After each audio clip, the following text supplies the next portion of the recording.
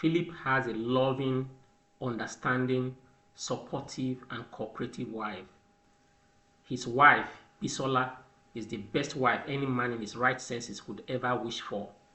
Omo, come and see wife now. Beautiful, smart, intelligent, humble. And when she speaks, oh my God. You see, Bisola has that kind of calm, soothing voice that just makes Philip's worries disappear into thin air. Whenever Philip is stressed or consumed by worries because things are not going as planned, Bisola is right there to encourage and comfort him. Philip always looked forward to her punchline delivered in the calmest voice ever. Honey, everything will turn out just fine. Trust me.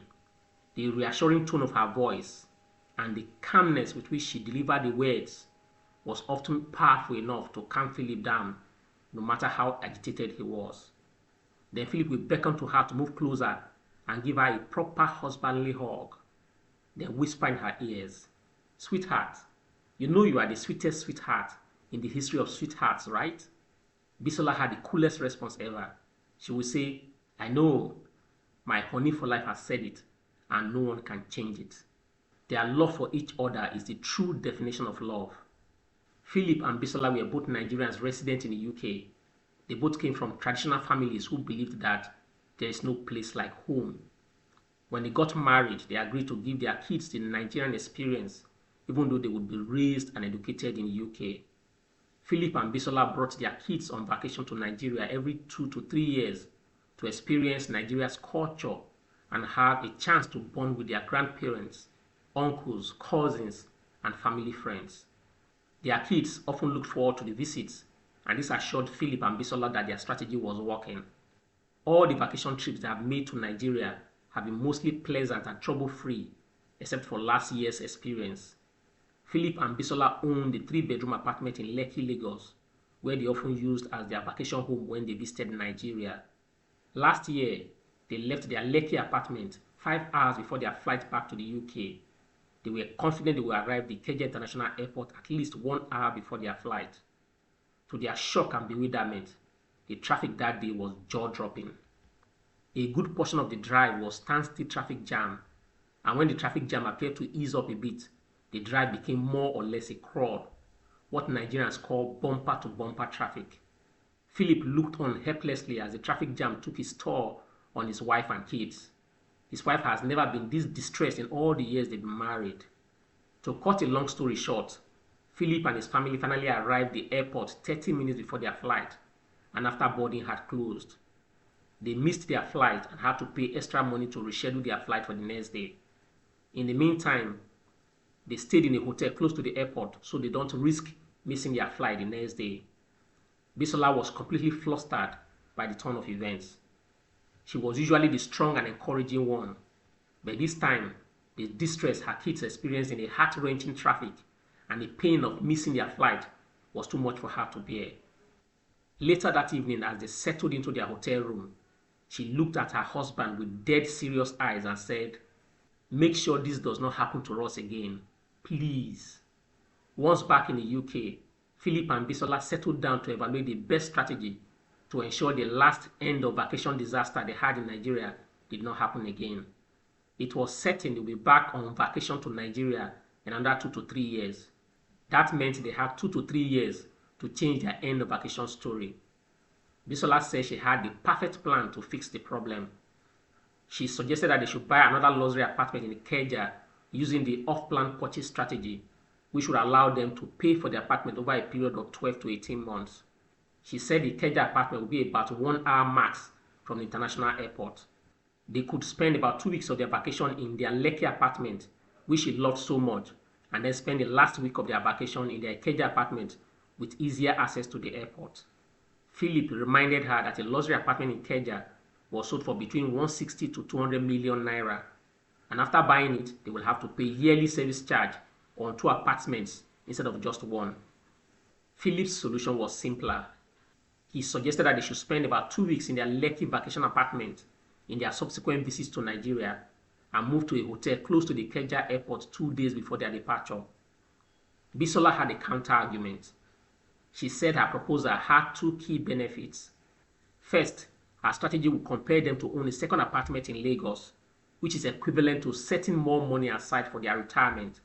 Second, they could use both apartments as Airbnb rental apartments for the period they were out of the country. In her opinion, that would generate enough rental income to pay the service charge for both apartments and even turn profit. Philip admitted Bisola's plan made financial sense. However, he had a question for her.